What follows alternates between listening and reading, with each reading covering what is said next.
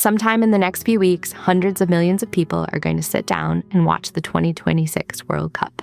And at some point, a team in white is going to walk out onto the pitch. Look closely at their shirts. Low on the front, there's a pale gray shape woven into the fabric, a running cat mid-stride. Most people will glance at it, if they notice it at all, and think nothing of it. Just a logo, just decoration. It isn't. That cat is a countdown. Because the animal printed on that jersey is the rarest big cat on the face of the earth, and there are fewer than 30 of them left alive, all of them in one country, and almost no one in those stadiums has any idea they're watching a species disappear in real time. This is the Asiatic cheetah. And this is its last stand. Start with the number, because the number is almost impossible to believe.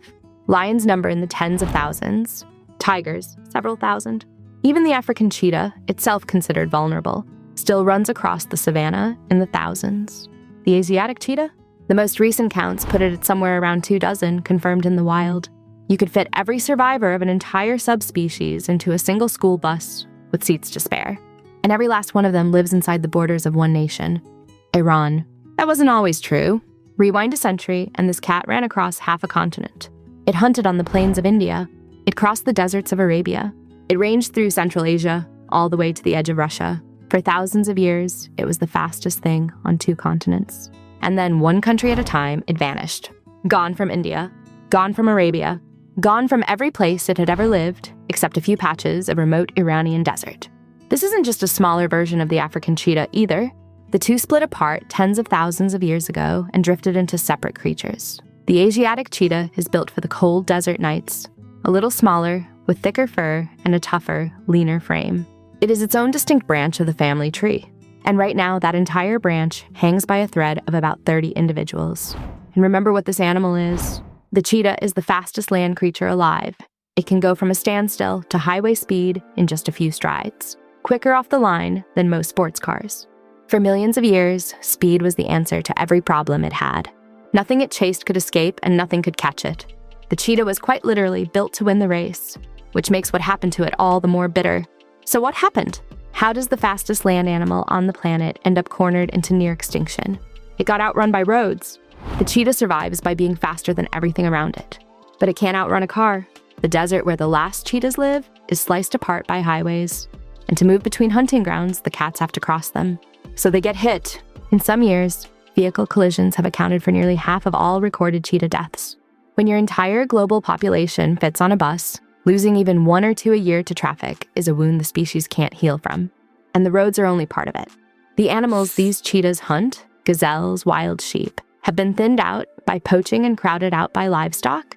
Long droughts have dried up the land. Mines and herders and fences keep carving the habitat into smaller and smaller pieces.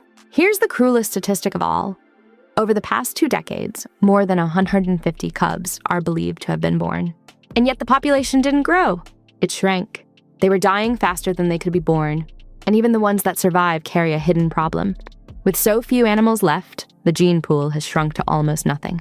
Cheetahs already squeezed through a genetic bottleneck thousands of years ago, leaving the whole species strangely similar to one another. Shrink the population down to 30, and that thinness becomes a danger all its own, one that no amount of protection from the outside can fix. Which brings us to one cub in particular, a cub named Pirouz. In the spring of 2022, 3 Asiatic cheetah cubs were born in a wildlife refuge, the first ever born in captivity in Iran. It should have been a triumph. Instead, their own mother rejected them, and they were handed to human caretakers who had never raised a cheetah in their lives. The first cub died within days. The second, weeks later, only one held on. They named him Pirouz, which in Persian means victorious. And for a while, against every odd, he lived up to it. A whole nation followed him. His caretaker, a man named Alireza Shardari, slept beside him at night and posted updates on his health that millions of people refreshed daily. In a country with very little to feel hopeful about, this one small spotted cub became a living symbol of hope. Proof that the species could fight back. Pirouz died at 10 months old. Kidney failure. He passed away in the arms of the man who had raised him from birth. And an entire country grieved a single cat because they understood, better than anyone, exactly how few of them are left. But here's the thing about a story this close to the end. Even a flicker of good news lands like a thunderclap. Just recently, rangers in a northern province spotted something no one had ever recorded before, A single wild mother moving through the desert trailed by 5 cubs. 5. In a population this fragile, where biologists count individuals one by one and name them like family, a mother with 5 cubs isn't just nice. It's the difference between a future and an ending. Whether those cubs survive the roads, the drought, and the long odds, no one yet knows. But for the first time in a long time, there's something to watch for, besides another loss. So let's go back to that stadium.